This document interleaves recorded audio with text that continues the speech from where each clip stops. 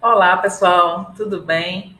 Sejam muito bem-vindos à nossa live do nosso livro, volume 2, inclusive. O primeiro volume a gente fez eu a coordenação com a Luísa Sato, esse é o nosso volume 2. É um livro escrito por mulheres que atuam em proteção de dados. E hoje nós vamos trazer. Olá, pessoal.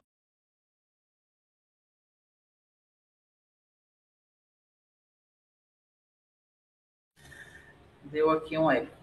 E hoje nós vamos trazer essas mulheres maravilhosas. Importante a gente destacar que não estão todas as autores do livro aqui, né? São 3 dias de live e as 3 coordenadoras vão estar mediando, né, essas abordagens dos artigos que cada uma escreveu e publicou, mas obviamente que a gente não conseguiu conciliar a agenda de todas, então não estão todas as autoras aqui, por isso, para ter uma melhor compreensão do livro. É interessante que você baixe o livro no site da Editora Imperium, também tem no LinkedIn o link para baixar, tem no próprio Instagram da editora também disponível na bio o link para baixar. Então, várias opções para vocês baixarem o livro e terem um aprofundamento melhor, né, essa profundidade do que as autoras vão aqui falar um pouquinho hoje. Então, isto posto, meu nome é Ana Paula Canto de Lima, sou uma das coordenadoras da obra, junto com a Carol Margonari e a Eloá Cacheta. E nós vamos começar, então, passando para Elzeana de Paula, que é advogada, especialista em Direito Digital e Segurança da Informação, certificada em UX Design em Linguagem Simples, fundadora e CEO da Clare Consultoria Jurídica Empresarial. Bem-vinda, Elzeana. Fique à vontade para falar um pouquinho do seu artigo e trazer alguns insights e dar um spoiler, né, que é o que nós estamos fazendo aqui hoje. Boa noite. Boa noite, Ana. Muito obrigada pelo convite, as demais coordenadoras, colegas que estivemos juntas e continuamos juntas aqui no livro, a todos que estão aqui, a todas as pessoas. É um prazer muito grande falar sobre o que eu optei por juntar duas paixões da minha vida, que é a comunicação mais o direito, principalmente o direito digital, porque eu já sou do povo que estou estudando direito digital há 20 anos, por aí mais ou menos, né? Naquela época a gente nem sabia que a gente já estava estudando direito digital, não tinha nem esse nome, né? E aí, quando a Ana me convidou, eu fiquei pensando, gente, o que que eu vou fazer? Eu tinha, fazer um parênteses aqui, eu acho que eu não cheguei, acho que a Ana nem está sabendo disso ainda também, eu tinha acabado de assessorar um deputado estadual aqui do Espírito Santo, eu sou de Vitória, no Espírito Santo, para escrever a lei de política de linguagem simples aqui para o Espírito Santo. Então, aquilo estava muito forte dentro de mim. Não só a questão da LGPD, de proteção de dados, mas a comunicação. E aí eu falei, não, vou pensar em alguma coisa para amarrar as duas. E eu acho que acabou ficando uma coisa bem legal. Não vai dar tempo da gente ler o texto, né, nem fazer a reflexão toda, mas eu vou pensar algumas coisas que eu acho que é importante para a gente perceber o quanto que nós, pessoas que estamos no direito, ainda precisamos parar e refletir muito daquilo que realmente é a nossa missão, que é nós, por exemplo, do direito digital. O nosso sonho era que a LGPD viesse. Né? O povo que já está aí mais tempo sabe disso. Era o nosso sonho. Quando veio o Marco Civil da Internet, a gente já foi ficando, né? Nossa, agora, agora, agora. Então, quando vem a LGPD, a gente ainda percebe que um ponto que está sempre em discussão é a questão cultural. E é aí que entra a relevância da linguagem simples. Porque a linguagem simples, ela, me perdoe quem entende diferente, mas a minha primeira formação é linguística, eu fiz letras linguística, para mim ela é uma forma de escrever. E aquilo sempre estava vindo para mim desse jeito. É uma forma de escrever, um estilo, até que coincidentemente sai a ISO, né, a norma internacional de linguagem simples. E lá, basicamente, resumidamente, e eu sugiro realmente que todo mundo conheça a ISO, 249,95, e a 2 já está vindo, a 1 ela é geral, e a 2 ela vem falar conosco do direito, e aí ela, grosso modo, ela diz o seguinte, olha só, todo mundo fala que tem que ser, né? Vamos pegar da Constituição. Se a gente der um Ctrl F lá, a gente vai ver todas as leis, inclusive a LGPD. A linguagem precisa ser simples, a linguagem precisa ser clara, transparente, acessível, adequada. Tá, mas e como fazer isso? Né? E como fazer? Então, esse estudo que eu acabei me aprofundando bastante até para auxiliar a escrita da lei, ela vem exatamente para a gente perceber o quanto que a gente precisa de focar neste ponto para que as pessoas realmente entendam e, sobretudo, os titulares de dados. Eu acho que esse é o grande ponto que o artigo veio trazer. O quanto que a gente vem, ai, gente, mas vamos fazer, vamos nomear de PO, vamos encarregado, vamos isso, vamos aquilo, vamos fazer um treinamento, tá? Mas e como? Então, o que que a linguagem simples vem dizer? Vem falar para a gente? O que é que precisa de ter dentro dessa estrutura de texto, inclusive a lei, que vá caracterizar uma linguagem simples. E por que a gente precisa dessa linguagem simples? Porque a gente tem dados de institutos, vamos dizer assim, né, que trabalha com a questão educacional, que grande parte de nós, e aí vou botar a gente também no lugar, muitas vezes a gente também não entende o que a gente está lendo. São períodos muito longos, a gente vai se esticando. Não, eu vou escrever mais um pouquinho, porque o juiz, porque o meu cliente, no meu parecer, ele precisa de ficar com aquelas informações. Tá, e aí a gente acaba se perdendo. Então, é basicamente isso que esse artigo vem trazer, para a gente perceber o quanto que nós somos pessoas abertas, porque quem veio para escrever um livro desse com a Ana, que a gente está aí junto, a gente sabe que a gente não está aqui por um acaso nesse mundo. Então, é basicamente isso. E a proteção de dados, ela é incoerente quando a gente fala, poxa, mas o dono do dado tem o poder.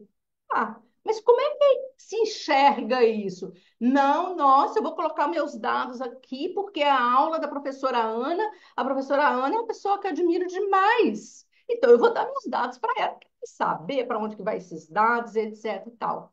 Quem lê política, que a gente escreve com tanto amor, com tanta fé ali, que não, esse site vai ficar legal. Por quê? Porque a gente precisa de ter essa simplicidade. E é um desafio muito grande para nós, gente. É um desafio muito grande, não é fácil. Por incrível que pareça, ser simples é muito mais difícil do que ser complexo, né? Então, é nesse ponto que eu acho que eu nem vou me alongar muito, porque eu vi que a Rosália também falou, né, sobre o juridiquês. É, nós somos pessoas que, né, esse ano eu faço 41 anos de mercado, né, gente? Então, tem uma andadinha já. E muitas das vezes eu trabalhei em banco e quando as pessoas vinham falar comigo e eu dizia, não, mas hoje não é o rodízio da outra colega. Não, mas fala comigo, você nem parece advogado. E naquela época eu ficava até meio pé da vida, né? Mas hoje eu já entendo. Por quê? Porque eu, por ter vindo de letras, eu não fui mordida pelo juridiquês. Então, eu falo fácil.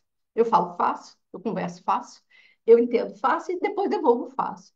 E na proteção de dados, gente, isso é primordial. Eu fiquei muito feliz quando eu vi que a Rosália veio e juntou. Então, eu deixo aqui o meu recado final. A linguagem simples nada mais é do que a gente perceber antes de escrever para quem eu vou escrever, qual a mensagem, né? O núcleo da mensagem, a essência da mensagem que eu quero que a pessoa entenda. O que eu escrever, a pessoa bater o olho, ela vai saber entender aquilo, porque ela precisa de gerar autonomia e independência. nós precisamos de sair debaixo do cliente. A gente precisa de largar o cliente. Larga o cliente, vem mais 200 para a gente. E essa pessoa, ela vai ter autonomia. Assim a gente volta lá na nossa Constituição e a gente percebe o quanto que sim, aí ela vai ser cidadã. Muito obrigada. Muito obrigada, Eusiana. Muito bom o seu artigo. Vale demais a pena ler todos os artigos que estão no livro. Né? Obviamente, o livro está incrível, não seria diferente por tantas mulheres, escrito por tantas mulheres incríveis também. E agora a gente vai passar para Loana Costa, ela é advogada e DPO, Data Protection Officer, pós-graduando em Direito Digital pela UERJ, pós-graduada em Proteção de Dados, com dupla certificação, LGPD e RGPD pela Universidade de Lisboa, certificada internacionalmente pelo Exim como DPO e vencedora, né, do prêmio Best Sisters in Law, que foi agora no final de semana. Parabéns, muito merecido, fiquei muito orgulhosa. Muito Começamos bom. aí, eu, Luana, Tati, bem lá atrás. Temos um grupo, inclusive, de quando a gente começou. Então, realmente tinha uma torcida muito genuína de nossa parte. Então, querida Luana, fale um pouquinho do seu artigo e traga insights e traga o que você acha que é relevante para que os nossos, né, colegas tenham interesse em ler o seu artigo. Obrigada, Ana, pelas apresentações. Obrigada a todos por estar aqui. É um prazer estar aqui com todo mundo. Boa noite. Estou ainda impactada aí com a minha vitória no prêmio do Black Citizen Law como advogada negra, referência na área de proteção de dados. E como a Ana bem falou, assim, a gente olhando lá atrás, né? Quanta coisa já vivemos, quanta coisa já passamos, e a Ana acompanhou aí toda a minha trajetória, desde a primeira live, como o primeiro artigo, enfim, toda essa trajetória aí, por isso que realmente é genuíno. A Ana, a Tati, a Érica, enfim, várias que estão aqui, né, participando. A Érica não está participando, mas também acompanhou muitas outras. O meu artigo fala, né, assim, sobre o impacto. Eu não sei, a minha internet está um pouco ruim, então estou com medo de estar. Não sei se vocês não estiverem me ouvindo, fala, tá? Porque eu não estou nem me vendo. Não, tá ótimo. Então, eu estou falando, né, meu artigo versa sobre o impacto na coleta excessiva, né, de dados pessoais no uso da inteligência artificial. Eu sou uma apaixonada por LGPD, sou uma apaixonada por proteção de dados, quais são os impactos no site, e aí dessa vez eu resolvi me arriscar um pouco em falar um pouco sobre a inteligência artificial e sobre o impacto, né, que traz essa coleta excessiva. A gente sabe que é legítimo, né, para o treinamento da inteligência artificial, a gente coletar, né, os desenvolvedores coletarem dados e dados e mais dados. Mas a pergunta que a gente faz é para onde vão esses dados, né? Qual é o impacto que vai trazer para nós como cidadãos, para a gente como titular dos dados? Qual é o impacto que vai trazer para a gente no aspecto de privacidade e proteção de dados, né? Qual é a real necessidade que tem para toda essa coleta excessiva,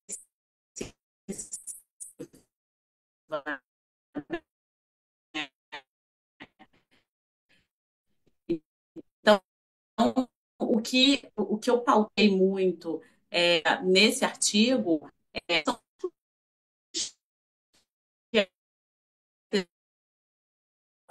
para Tá travando um pouco.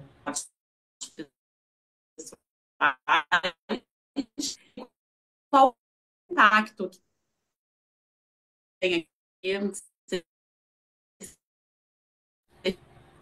Ô, Luana, tá travando. Está travando ainda? Eu não tenho nem o que fazer ainda. A Agora internet aqui para mim parou. tá boa. Continua.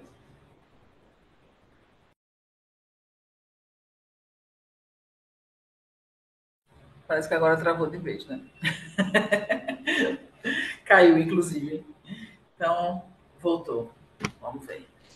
Tô vendo. Conseguiu? Voltei. Vocês estão me Voltou. ouvindo? Tô ouvindo. Consegui. Tu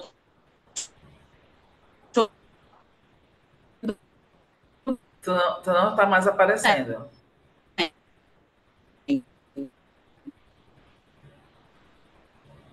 Tá. Só para não perder, colocar outra pessoa e que eu vou para outro ambiente, Tá bom. Então vamos lá. tá? Tá, Eu vou para outro ambiente aqui para conseguir falar melhor aqui com vocês. Já volto. Não vou tá bom. sair, não, vou só mudar de. Tá legal. Então vamos dar continuidade. Eu preciso mencionar que a Eduarda, né, Chacon Rosas, ela estaria com a gente hoje, mas ela infelizmente entrou numa reunião aí não tá com horário para sair. Então, se caso ela conseguir entrar até o final da nossa live, vai ser ótimo. Caso ela não consiga, infelizmente acontece. Somos advogados, sabemos que essas questões acontecem. Então, vamos passar para Luísa. Luísa Sato, ela é sócia de Tosini Freire Advogados, responsável pelas áreas de tecnologia, proteção de dados e cibersegurança. Tem uma bio do tamanho do universo, mas eu disse para ela, vamos reduzir, e eis que ela reduziu mesmo.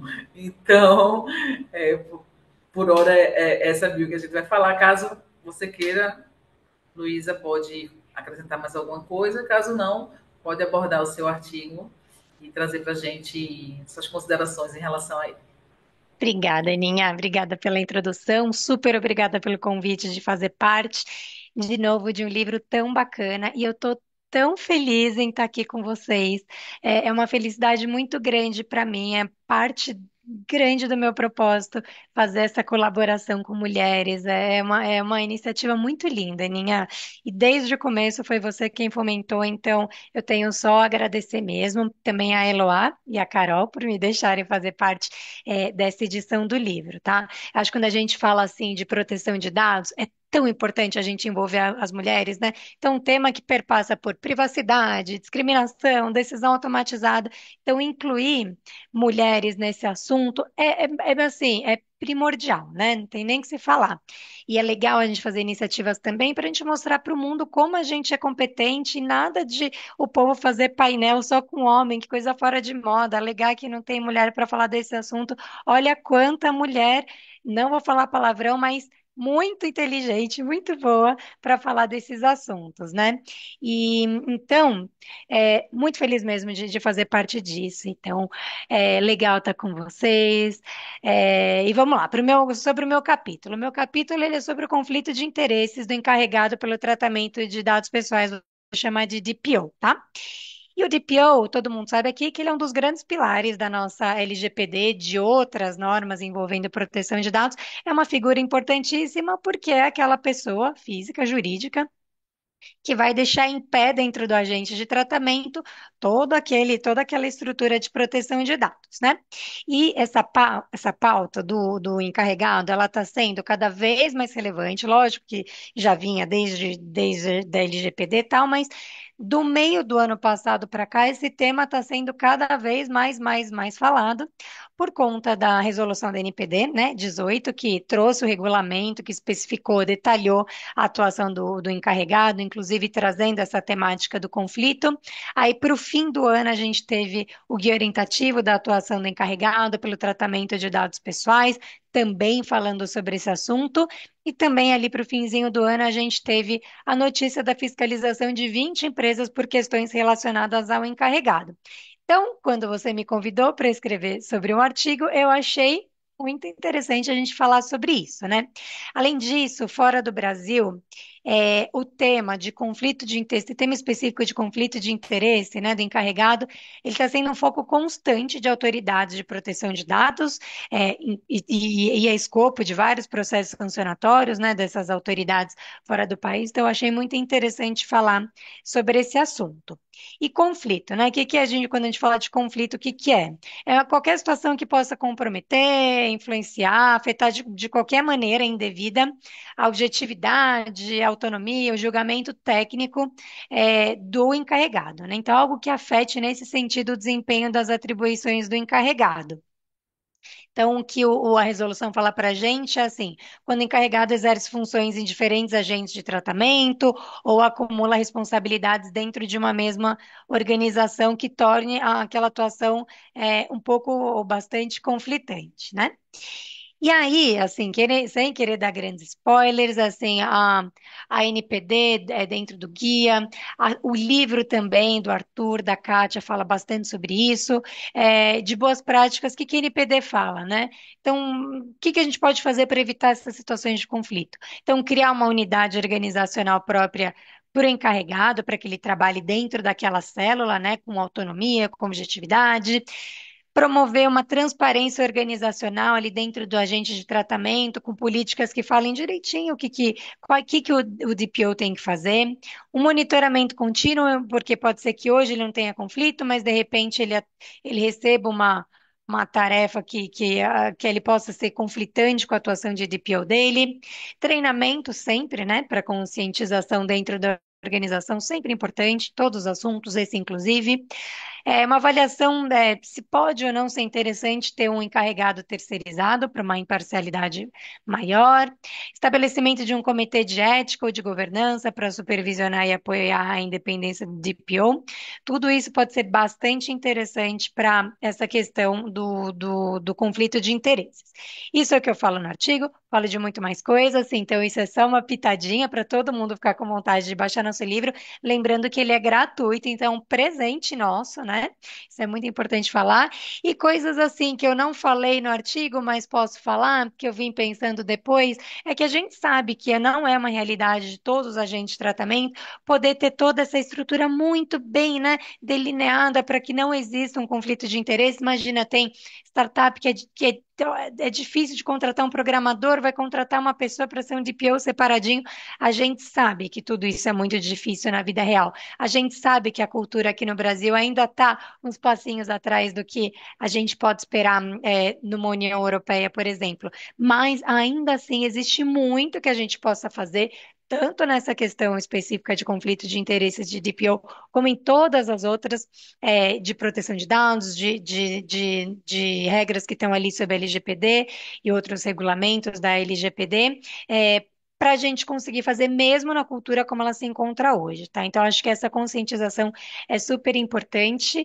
E, Aninha, acho que é isso que eu queria dizer. De coração, muito obrigada por me permitir participar dessa iniciativa. Muito obrigada, Lu. Eu chamo carinhosamente Luísa de Lu.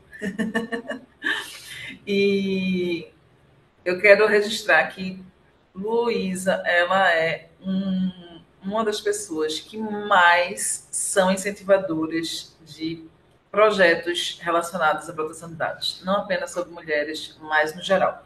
Tudo que eu convido ela para participar, ela aceita com o maior amor, arrasa nas publicações. Então, eu tenho um carinho muito grande por todo o apoio e por você como pessoa também. E isso que você falou, a gente não poderia deixar de reiterar, né? Publicações com mulheres são necessárias. Demonstrar o poder e a força que a mulher tem na proteção de dados é indispensável. Por isso que eu faço tantas obras com mulheres. E eu gostaria, inclusive, de registrar que o primeiro livro meu nacional, ele foi publicado reunindo mulheres. E foi o Direito Digital, Debates Contemporâneos. E ele foi indicado em todos os cadernos de Direito e Tecnologia, nas bibliografias selecionadas pela STJ. Então, eu tenho muito orgulho desse livro. Foi através dele que eu comecei a fomentar essa união de mulheres, justamente porque eu ficava indignada quando eu via eventos que não tinham mulheres, livros que quase não tinham mulheres. E lá atrás, né, em 2018, eu dizia, gente, mas com tanta mulher maravilhosa, como assim? E foi justamente dessa inquietação que surgiu esse primeiro livro e todos os outros livros que vieram depois dele. Então, super vale a pena a gente fazer isso e demonstrar a força que a mulherada tem aqui na proximidade, que não é pouca, né? Vamos deixar isso registrado. Então, agora vamos para Luana. Luana já foi apresentada, então, por favor, Lu, como eu chamo carinhosamente, Luana, Voltei. apresente seu artigo. Mas pegar um ganchinho da Luísa e seu, e eu acho que nós mulheres vamos dominar o mundo. E E é sempre um prazer mesmo, e é sempre uma felicidade quando eu vejo tantas mulheres e falando a mesma língua, sabe? Incentivando, divulgando, evangelizando a questão da proteção de dados. Eu acho que é fundamental, até porque a gente tem um jeito delicado e sutil de falar. Mas voltando ao meu artigo, né, assim, o objetivo principal e o que me fez eu escrever e o que eu falo nesse artigo sobre o impacto na coleta excessiva de dados pessoais, na privacidade e proteção de dados, para o uso de inteligência artificial, nós sabemos que é uma prática comum, não tem muito o que fazer para treinar a inteligência artificial. De fato, precisa se utilizar diversas, uma quantidade excessiva de dados pessoais. E aí o ponto que eu abordo é assim, quais são os riscos que a gente, né, que é incorrido nessa coleta excessiva, né? E aí eu trago algum deles nesse artigo, como o uso inadequado das informações, a falta de transparência, porque muitas vezes o titular dos dados, né, não sabe que aquele dado está sendo coletado e para qual finalidade, e que aquele dado vai ser treinado para uma inteligência artificial. A possibilidade de violação na segurança da informação, e aí incorrendo aí o risco de privacidade, proteção de dados, dos nossos dados, né, como indivíduo. Então, não tem como a gente fugir dessa prática comum, mas eu acho que a gente tem como tomar algumas medidas, né, para mitigar esse risco, né? E eu abordei também nesse artigo alguns princípios que são feridos quando é coletado, quando existe essa coleta massiva de dados pessoais, os princípios que ferem aí para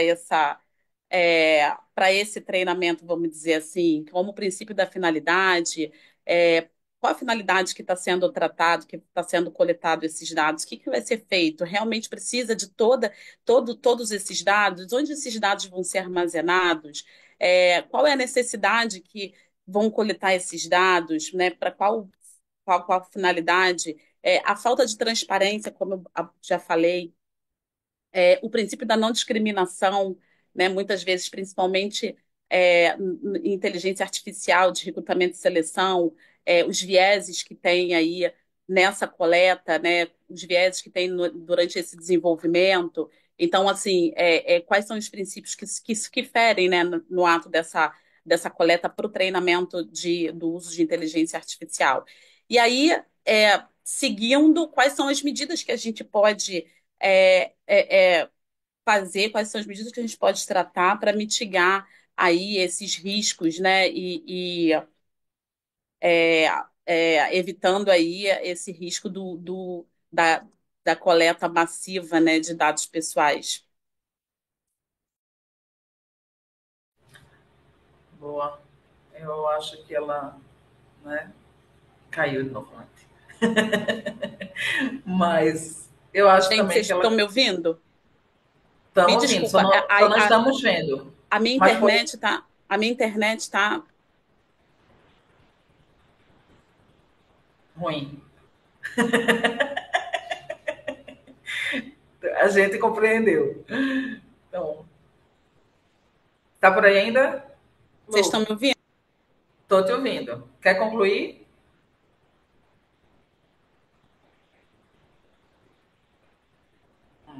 Agora eu não tô mais ouvindo. Bom, eu acho que deu para entender, né?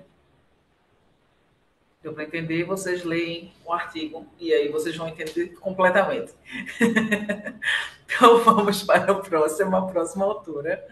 Enquanto Luana resolve aí o problema da internet dela, é a Rosália Meitel. Ela é advogada há 31 anos, apenas, DPO e fundadora da Almeida Advocacia, mestre em Direito Civil pela USP, pós-graduada em Direito Digital pela FIA, especializada em LGPD sem juridiquês. Já treinou mais de 1.700 pessoas sobre proteção de dados e atua de forma disruptiva, conectando direito, tecnologia e inclusão. E uma coisa que não está aqui na mini bio, mas eu vou me atrever a dizer, estivemos juntas em alguns projetos no Instituto da PEC, né, fazendo pesquisa e estatística e bem legal sobre crianças e adolescentes. Mas agora, sem mais delongas, vamos passar para a Rosália falar um pouco do seu artigo. Muito obrigada, Ana. Foi uma honra participar desse coletivo. Eu acho que a sua iniciativa ela é brilhante, porque ela passa por várias camadas significativas. Primeiro, a junção de mulheres de diversas idades, diversas regiões, de diversos tipos, e dizer que a força da mulher ela é impressionante e a gente vai mostrando aos poucos. E o fato desse livro ser um livro gratuito, para mim, foi o fundamental, para que nós possamos divulgar isso de uma qualidade, trazendo para o público e devolvendo um pouco, pelo menos para mim, o tanto de privilégio que eu tive na vida, algo que eu reconheço e eu tenho que compartilhar. Nem todo mundo tem acesso ao tanto que nós tivemos já para poder estudar. Então, se a gente consegue compartilhar um pouco, uma boa parte da nossa missão está garantida. E fiquei muito feliz. É a nossa terceira obra juntos. Muito obrigada, Ana. É, e conversa, o meu artigo conversa com todas. Eu falo sempre de LGPD sem juridiquês. Nesse eu trato de segurança privada e monitoramento inteligente com respeito à privacidade. Por que que eu gosto de falar sem juridiquês? É o que tudo que a Elciane falou brilhantemente, que é fazer com que a pessoa entenda. Só vai conseguir, o titular só vai conseguir questionar algo se ele entender que ele pode questionar.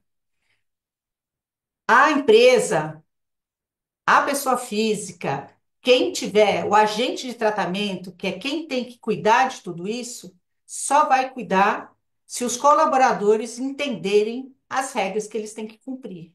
Se a gente ficar no juridiquês, ninguém vai entender nada, nem muito a gente, porque a gente não aguenta mais aquele jeito muito difícil. O que a gente escrevia muito era para impressionar quando começou alguma coisa saímos da máquina de escrever e fomos, as meninas nem sabem disso, mas assim, a gente saiu da máquina de escrever e foi para o computador, então a gente começou a escrever muito, porque era mais fácil. Só que a gente vê que as pessoas não leem. Então, o difícil hoje é você sintetizar, e para você sintetizar e ser compreendido. Para isso, a gente tem que estudar muito para poder chegar numa coisa mais simples. E eu sempre busco nos meus artigos trazer alguns objetivos mais práticos, porque no interior, da onde eu venho, eu sou de Piracicaba, no interior de São Paulo, o que eu sinto mais de necessidade à minha volta é de como é que eu vou aplicar isso tudo? Como é que eu faço? E aí, cada artigo eu sempre penso em algum termo, e nesse eu pensei na segurança privada, porque ela perpassa muito do que a Luana falou, do que a Luísa fala, do que a Elisiane fala, e a Tatiane também. Por quê? Porque quais são os limites da segurança do público? Depois você tem uma outra camada que é o privado restrito, o privado amplo. Esses fatores todos como que eu cumpro? Como é que eu cumpro essas regras? O que que eu tenho que fazer? Mas mais ainda é a pessoa entender o que que essa câmera de segurança está fazendo. A maior parte das empresas nem avisa que está com câmera ligada. Os comércios têm um monte de câmera ligada. E essas câmeras hoje têm capacidade de ouvir, de falar, eventualmente de reconhecimento facial. Quantas portarias de prédio que você tem o reconhecimento facial? Será que precisa desse nível? Aonde vai parar esse reconhecimento facial? Aonde vai estar esse banco de dados? Se você vai para uma segurança privada dentro de uma residência, será que as pessoas sabem que eventualmente você pode estar sendo observado sem saber? O seu visitante sabe? Você colocar câmera para eventualmente monitorar as crianças dentro de casa? E aonde vão essas imagens? Quem é o responsável? Então, o meu artigo pensa um pouco sobre isso, mas muito mais é para trazer uma inquietação e aonde que a gente vai trazer regra. A LGPD traz a possibilidade da gente cuidar desses dados, estabelecendo regras e limites. Mas para que isso seja cumprido, como qualquer situação na vida, você tem que entender qual que é a regra, porque senão você vai ultrapassar esses limites. E isso sempre foi uma coisa que eu gostei, assim como a Elisiane, eu, quando comecei a estudar, a minha paixão era direitos da personalidade, lá no quinto ano da faculdade.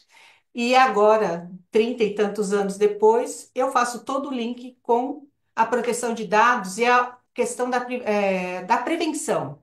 Como você fazer?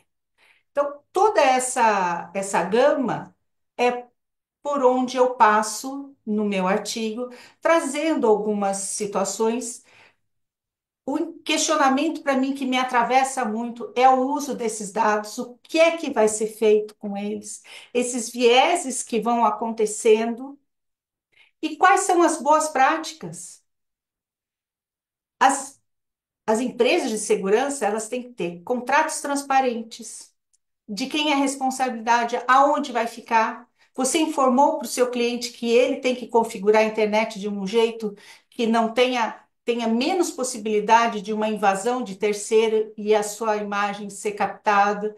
Informar que as pessoas têm os aparelhos IoT, que elas nem sabem que isso está acontecendo, você está conversando, o celular está gravando. Aonde vão tudo isso? São inquietações que eu trago e eu espero agregar algo para alguém e muito feliz de estar aqui, Ana. Muito obrigada. Espero que tenham vontade de ler. Eu adorei o artigo de todas, li, recomendo, já espalhei para todo mundo, porque eu acho que isso é o que vale. Muito obrigada, Ana. Muito obrigada também, Rosália.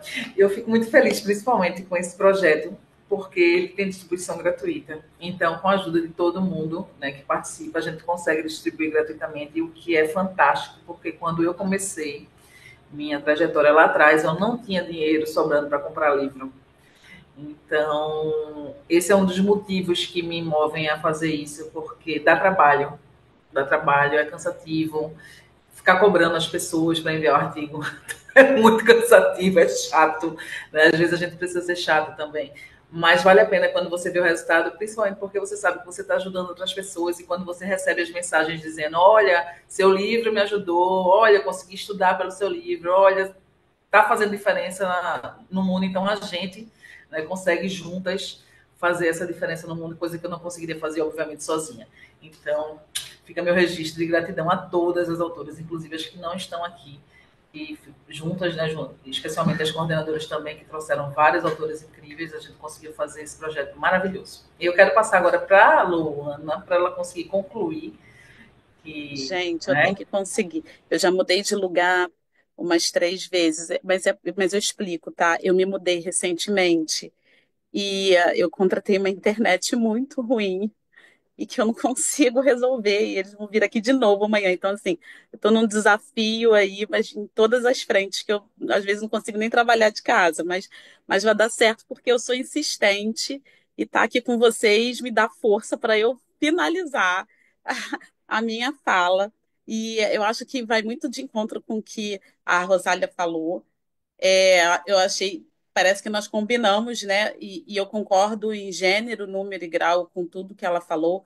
Para onde vão os nossos dados, em relação à transparência, em relação à finalidade, e é muito o que eu abordo nesse artigo, né? Qual é a finalidade de tudo isso, de toda essa coleta excessiva, qual é a necessidade de coletar realmente todos esses dados, para onde vão esses dados, onde são armazenados.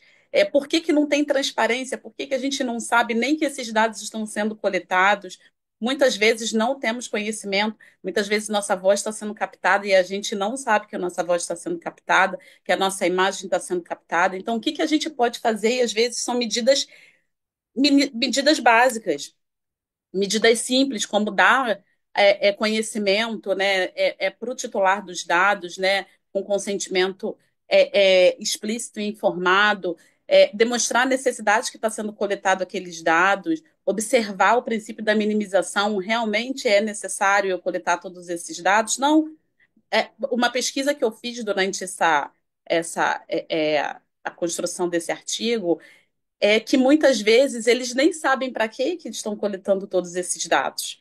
Né? Ah, não, vamos simplesmente coletar, porque se um dia a gente precisar, eu já tenho isso aqui armazenado na minha base de dados, no meu banco de dados. E aqueles dados normalmente nunca são excluídos, né? E aí é um risco aí de um vazamento absurdo, que aí a gente muitas vezes a gente vê muita questão de vazamentos, de venda de dados, a gente não sabe por quê e da onde, como que essa empresa teve aquela gama de informação. Então, muitas medidas são mínimas que as empresas podem ter, como um armazenamento seguro, como uma legislação efetiva, né, principalmente em relação à inteligência artificial. Eu acho que a gente precisa, o quanto antes, fechar essa pauta para que a gente tenha aí uma segurança. E por fim, finalizando, essa é a minha conclusão mesmo. Eu acho que a gente deve observar todos esses princípios para não ferir esses princípios e adotar medidas efetivas, né? Não medidas absurdas que são inatingíveis, mas medidas simples, como um armazenamento seguro, buscar um consentimento efetivo, dar transparência ali para a utilização e o uso daqueles dados pessoais, dá transparência para o titular, para o cidadão, que aqueles dados estão sendo coletados e dá oportunidade dele aceitar ou não disponibilizar o seu dado, porque né, na maioria das vezes a gente não tem essa oportunidade. Então, eu quero fechar aqui a minha fala e, mais uma vez, agradecer a todas as meninas. Assim, eu sou fã de todas, algumas eu conheci agora, né, hoje, efetivamente, mas que a gente com certeza vai falar muito por aí. E assim, eu sou uma fã da Ana. A Ana, ela não consegue me ver quieta. Quando eu tô sumida, quando eu tô quietinha, ela começa, cadê tu?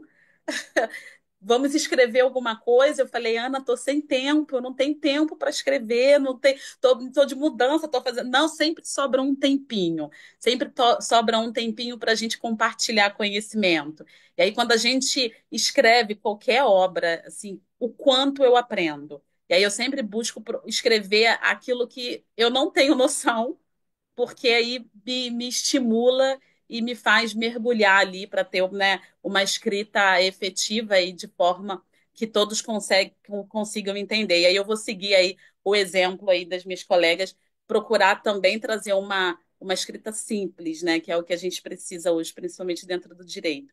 Um super prazer, menina, de estar aqui com vocês e super obrigada, Ana, a Eloá e a Carol aí pelo convite também.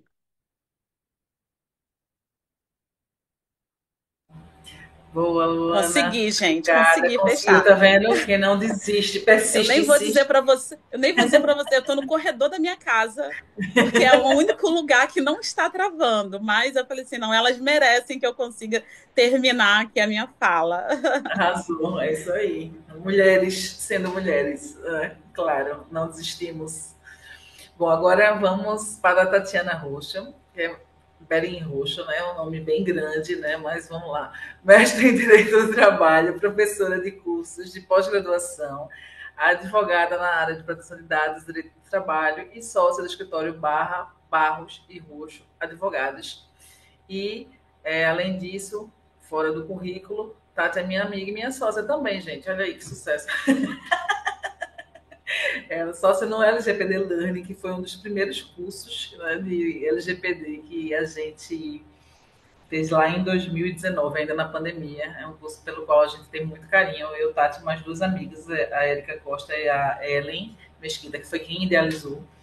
Então, é um curso sensacional. Pena que todo mundo, né, com seus afazeres diários, a gente não conseguiu acompanhar a evolução e atualizar o curso, mas o curso é incrível, né? Mas, infelizmente, é muita coisa, então a gente não deu continuidade, mas foi um belo curso. Inclusive, a Zeana foi nossa aluna do curso.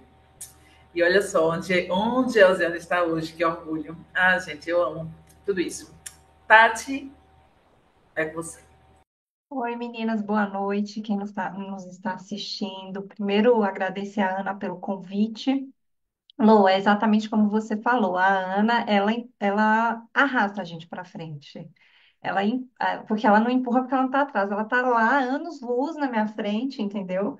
Me puxando e me arrastando, não existe não. Então eu falo com ela, se eu estou publicando, se eu estou me movimentando, é graças à Ana, porque eu fiquei muito nesse mundo acadêmico durante 15 anos, depois dei uma paradinha, e quem me colocou de novo para me movimentar foi a Ana. Então, sou super fã, sou suspeita para falar, sempre com vários projetos, e o mais legal, eu acho que desse projeto é realmente, como a Luísa falou, é um projeto só de mulheres, e a gente tem que se unir e fazer, ter essas iniciativas, né, e mostrar que a gente tem essa capacidade, e principalmente por ser um projeto que é de distribuição gratuita.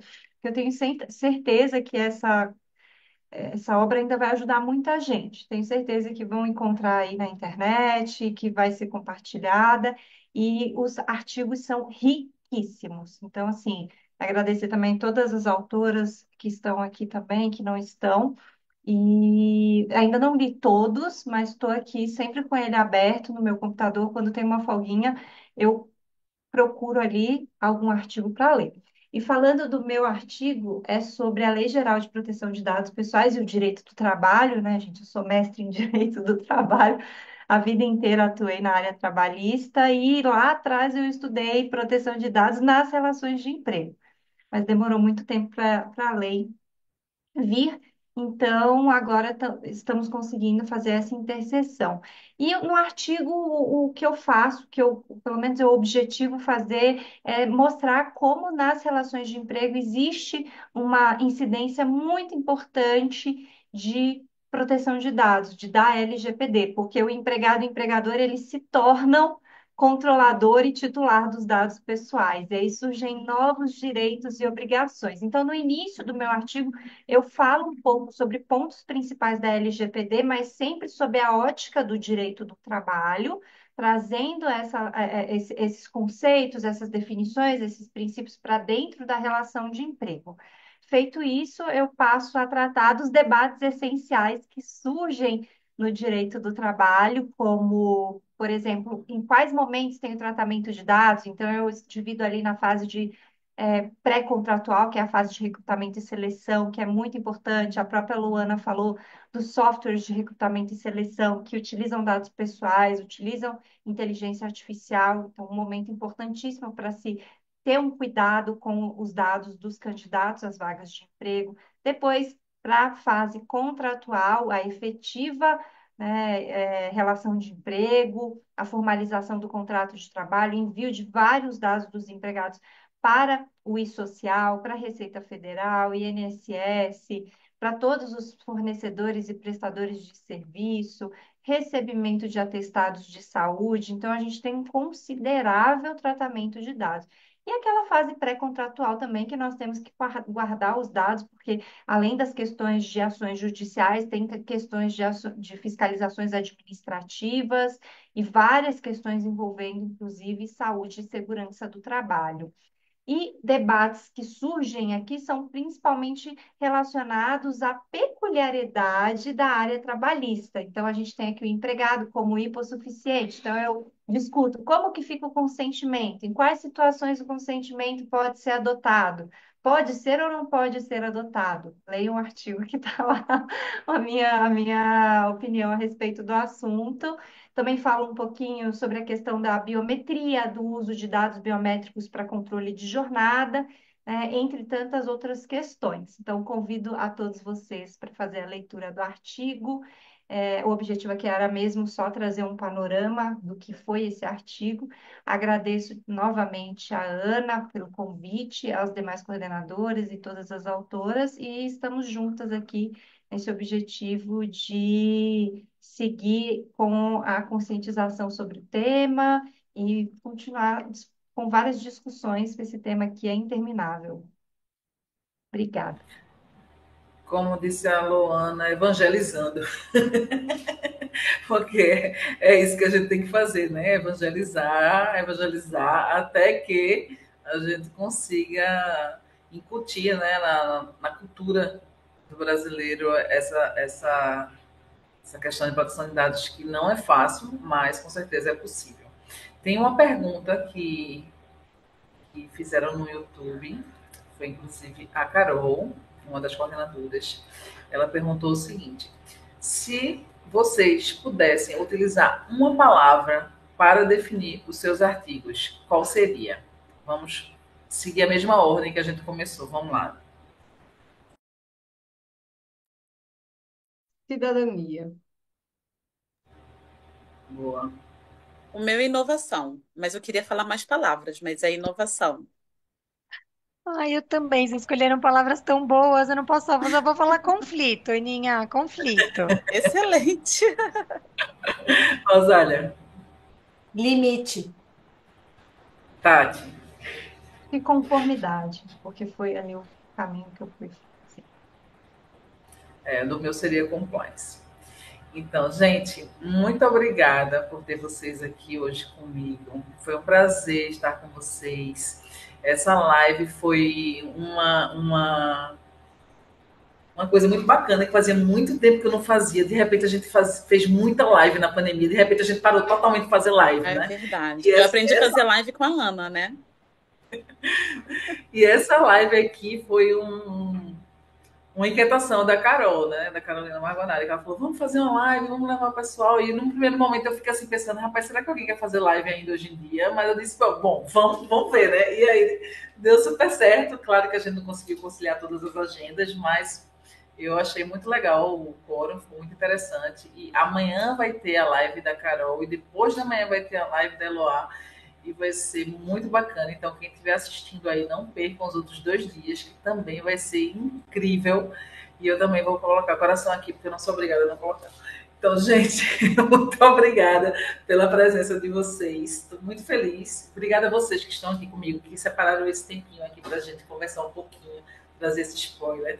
Por favor, compartilhem o e-book, façam que esse nosso projeto, né, com todo o carinho que a gente colocou nele, todo o conhecimento que a gente incluiu ali, pesquisa, informação, orientação, circule muito. Com certeza vai ajudar alguém, né, que está precisando tirar uma dúvida ou que não tem condições de adquirir um livro, que está querendo atuar em proteção de dados, de repente. Então, tem inúmeras possibilidades para esse livro ajudar de alguma forma alguém. Então, conto com vocês para compartilhar, porque, como eu disse, é gratuito. E não precisa de cadastro nenhum para baixar o livro. Zero cadastro. É só ir lá, botar clique aqui, baixar o livro. Porque, né? Não tem Eu vi, sentido foi a gente falar de excelente. E a proteção de primeira coisa que dados. pergunta, por que querem meu e-mail? Pois é. Então, não tem sentido a gente falar de proteção de dados e ter lá no site uma coleta, né, excessiva, infinita de dados. Então, não tem coleta de dados. Então, fiquem tranquilos. Gente, boa noite, boa semana e até a próxima live. Beijo. Obrigada, boa Obrigada. noite. Beijo, obrigada.